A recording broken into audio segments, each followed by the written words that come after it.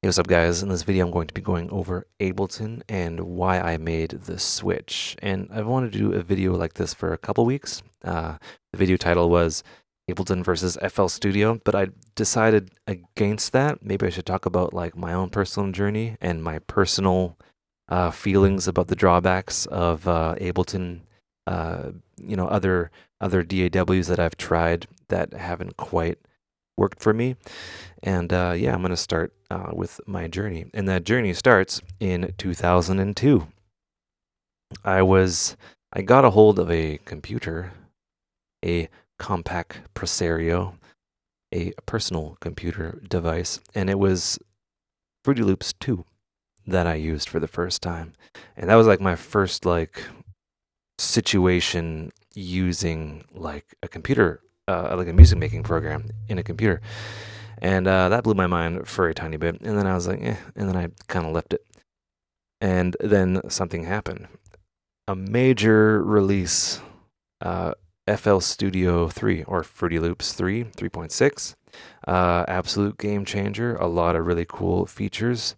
Ran well on the laptop that I had. And I was starting to experiment with electronic music, getting like 4 on the floor beats and stuff like that. The hi-hats, like some synthesizer stuff, using 3 OSC, things of that nature. And yeah, I was basically hooked. But I was kind of not really into you having to click on multiple things, especially having to like route like each sound into the mixer automatically. Or like it wasn't automatic, like you had to do it. In Ableton, it happens automatically. But yeah, and then some time happened. I was just kind of noodling and experimenting and fooling around on it up until around 2005. Something happened. I was reading an interview or whatever was going on in 2005, and Paul Van Dyke was talking about a computer program called Live. And that's what he used for his DJ sets, and he used it as a live performance tool. And it was also a music production piece of software, and I was like really into DJing at the time. And I was like, okay, if this can be used for live performance and producing, I could produce live and I could do like live PAs and stuff like that, et cetera, et cetera. And I was like, I gotta check this out. And all I knew was called Live, and I checked it out, and it blew my freaking mind. It just everything about it kind of made sense to me, and I'm sure it made a lot of sense to a lot of people. Even like recently within the last couple years, there's been a mass exodus from Logic to Ableton, and I noticed that even more so today. I was watching the Sean Tyas Facebook stream, and yeah, on his desk he had Ableton open, and and apparently he made the switch very easily and never looked back, and that just like tells you about the ease of use of this guy, and basically, yeah, I used that and I never looked back, and I continued to use Ableton. Was laughed at. Ableton was seen as a toy that sounded too synthetic, and like Logic was like the bee's knees. Logic was, if you wanted to be taken seriously, you had to have a Mac and have Logic. And this was when the Mac Pros, like the Tower, first came out, like the G5s, G6, whatever. And yeah, I just continued onwards and upwards, and yeah, never looked back. And here I am on YouTube, kind of preaching that Ableton is the best way to go in my own ASMR way. So I'm going to pitch Ableton to you, and I think it's a good idea because Ableton 10 is coming out, and there's going to be a large group of people that are going to consider Ableton again with this new version, and like what does it bring to the table. And I'm just going to give you, I guess, a bit of a history lesson. Ableton 5, 6, yeah, 5 and 6 were not that good. Uh, and when I mean not that good, like, like, they were optimized for live performance on computers in the day.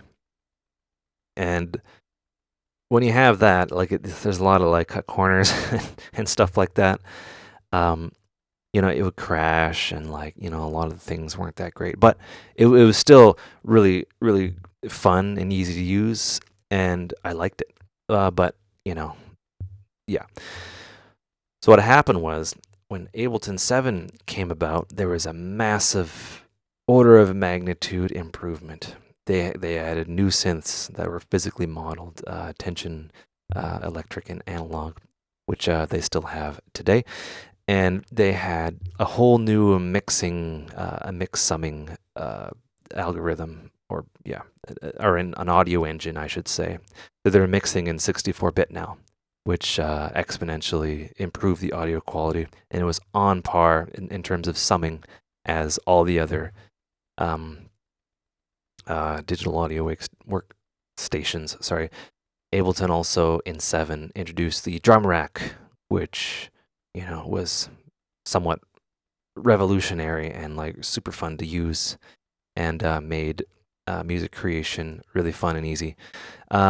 Yeah, basically that was it. They added like drum machines and stuff like that, and that was Ableton 7, and it wasn't too bad. It came out around I guess it was like the end of 2007. Wasn't too bad. I used it. Yeah, and then there was another increase in performance with Ableton 8.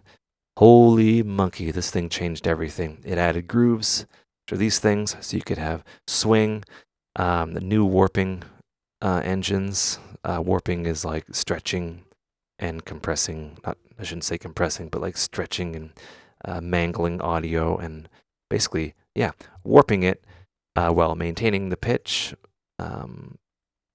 So you could like, basically time stretch without losing pitch, which is pretty interesting. And that's one of the main selling points of Ableton. You basically just drag this guy in, right? And this is a clip, and you can select that, turn on the loop or whatever, and you can just elongate it, shorten it down, which makes it super easy for arrangement.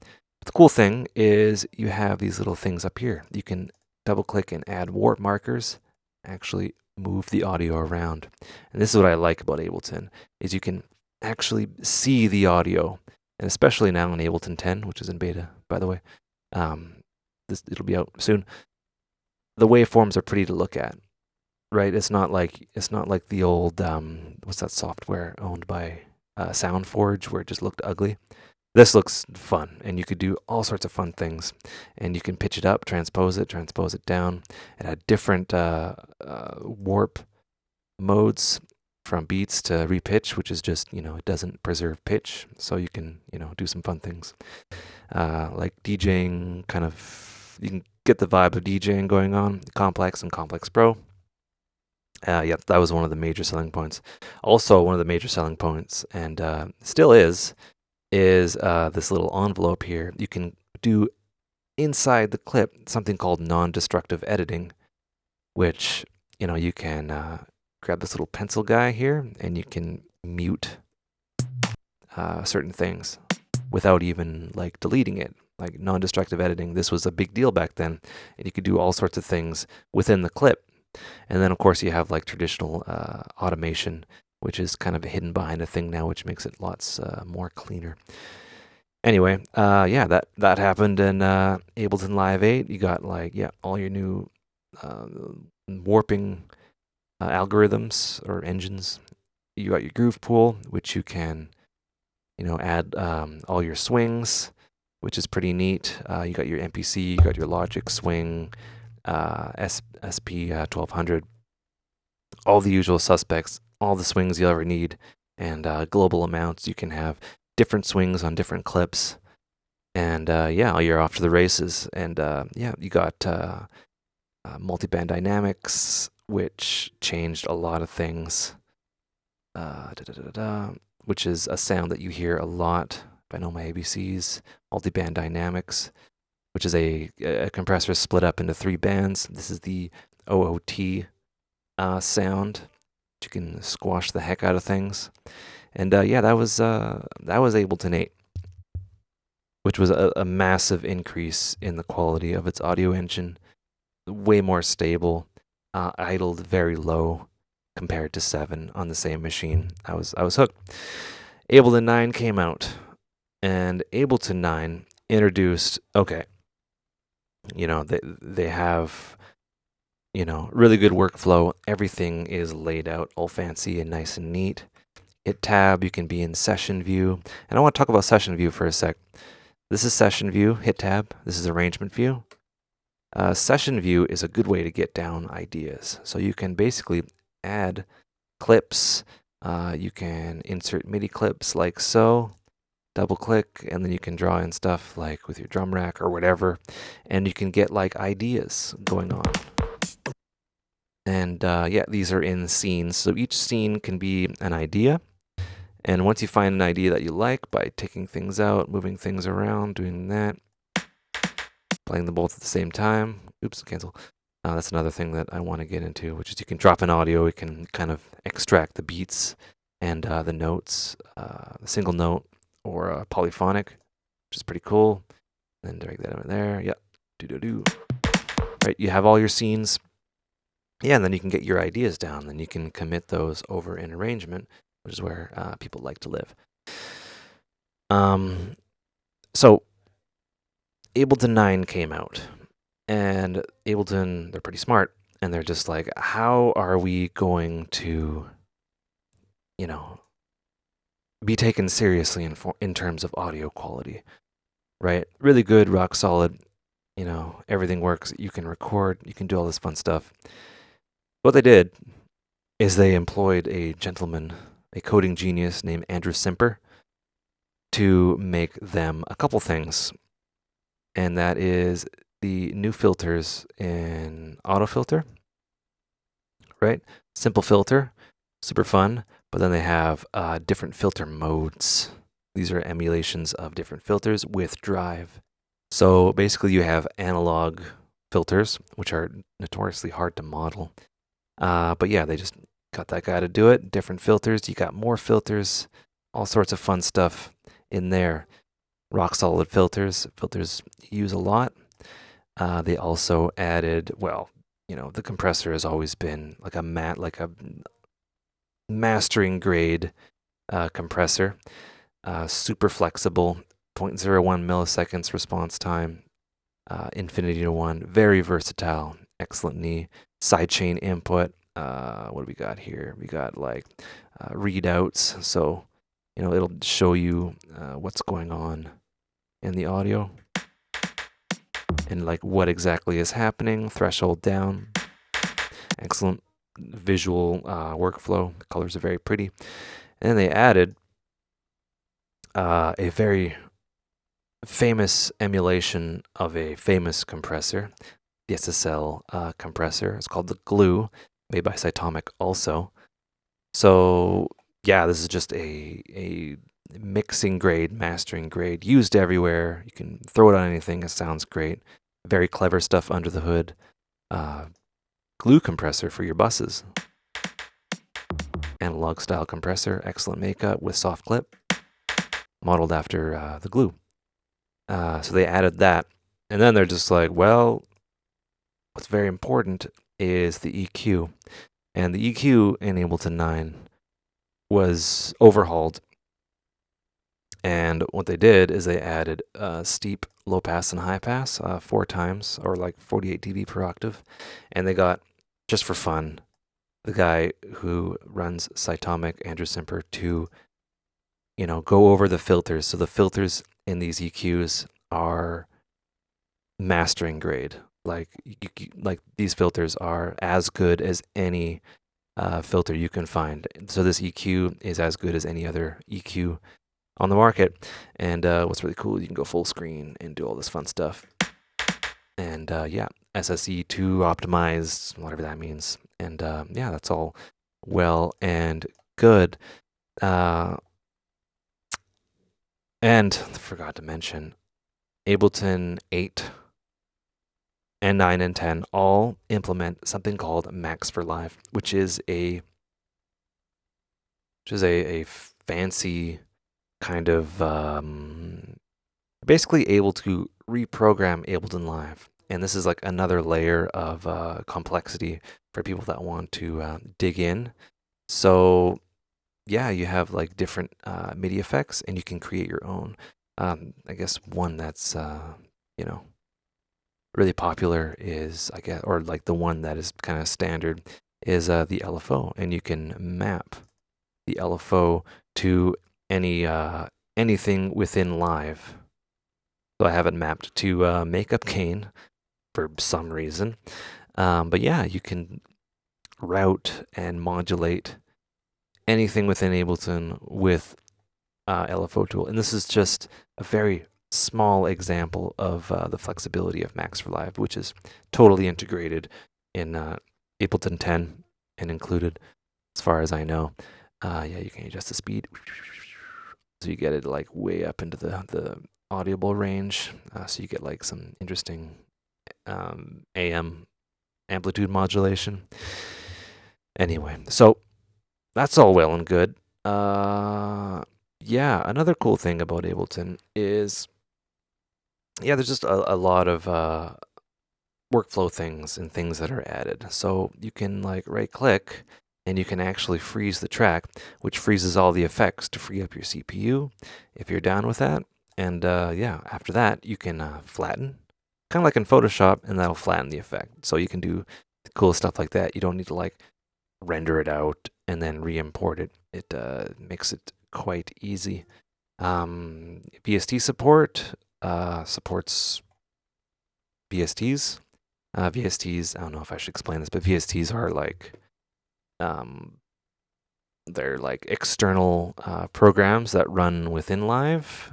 So you know, this is another great EQ. You can open this up in another window, and then there's another effect.